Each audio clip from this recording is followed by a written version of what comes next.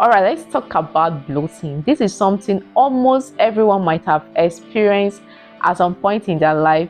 You eat a meal that you believe that is so healthy, boom, 30 minutes later you feel bloated, your stomach feels swollen, uncomfortable, or sometimes you even feel pains. And you start wondering, but I ate healthy, so why do I feel like this? Here is the truth a lot of people don't talk about. Healthy foods are not always friendly food for everybody, and that doesn't mean that something is wrong with you. So in today's video, I'll be explaining some food that are considered generally healthy, but this type of food can actually worsen bloating for some persons, and what you can actually do to help yourself, to relieve yourself. So if you're coming across this channel for the first time, you are welcome. Do well to subscribe so that you'll be notified anytime I post a new video. Now let's dive in. So firstly, what is bloating? Bloating is not the same as weight gain. No.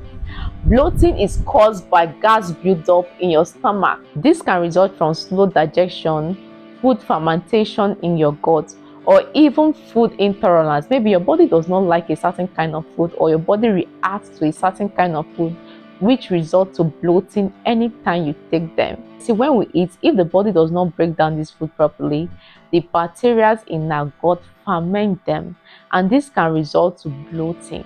And fermentation produces gas, and that gas has to go somewhere. That is what produces that swollen, tight feeling you normally experience when you are bloated. Now let's talk about foods that can trigger bloating, and number one is beans. Yes, beans. Beans is a healthy food, don't get me wrong, but beans is a common bloating trigger. So it can easily trigger bloating, and this is why. Now listen, beans contains oligosaccharide. Now this type of sugar are hard for the human body to digest. The human body find it difficult to digest this sugar, to break down this type of sugar. They pass through your small intestine without being digested. Once they reach the large intestine, the gut bacteria start breaking them down. That breakdown is what produces that gas you normally experience anytime you eat beans. This is the reason why beans is one of the most common foods associated with bloating and excessive gas. Some persons can handle beans well after eating them. They don't feel bloated, they don't feel tightness or even pains in their stomach. While for others, anytime they eat beans, they feel gassy, bloated, uncomfortable. Now for those that love beans, this is what you can actually do. Now for those that love beans, this is what you can do to reduce the gassiness of it. Soak the beans overnight. Yes, soak the beans overnight before you cook it. And when you cook it, you can throw away the first water or even the second water. And don't forget to add digestive spices like your ginger, but don't add it too much. Add ginger when cooking it, and make sure that it is well cooked.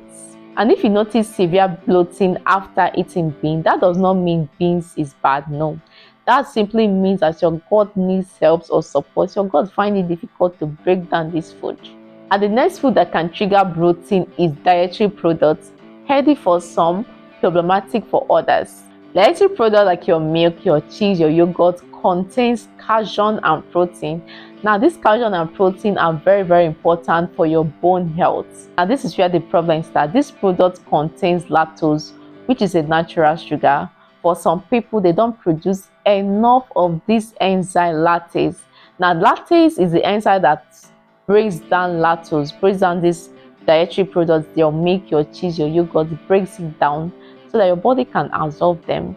Most people don't produce enough of this enzyme that helps to break it down, and this is where the problem starts.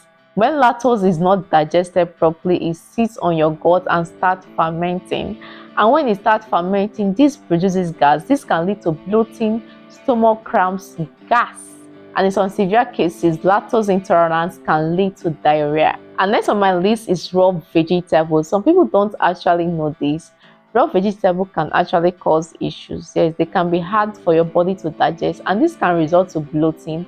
Healthy but hard to digest. Vegetables are healthy, no debate on that, but raw vegetables contains insoluble fibers, which can be hard to digest for some persons, especially if you have a sensitive gut. Now listen, raw veggies like your cabbage, your carrots, your broccoli, or even your corn flour requires more digestive effort. Yes, you heard me, more digestive effort. So if your digestive system is slow or weak, it can cause these foods to sit in your stomach for a longer period, and when this happens, these foods start to ferment, causing bloating.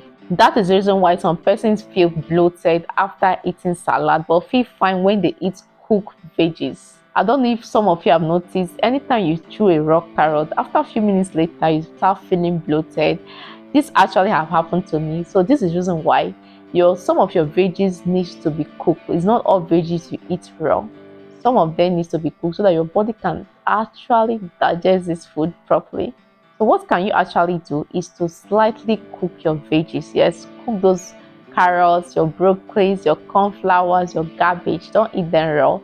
Steam them lightly. Don't overcook them. Just steam them a little bit so that your body can digest them. Cooking doesn't destroy all nutrients. It can actually make some nutrients more easy to absorb. Some of you have this conception that once you cook a food that you are cooking all the nutrients, you are killing all the nutrients. No, that is not true. In some cases, that is not true. Cooking actually helps in some food. So steam your veggies before eating them. That helps to reduce bloating.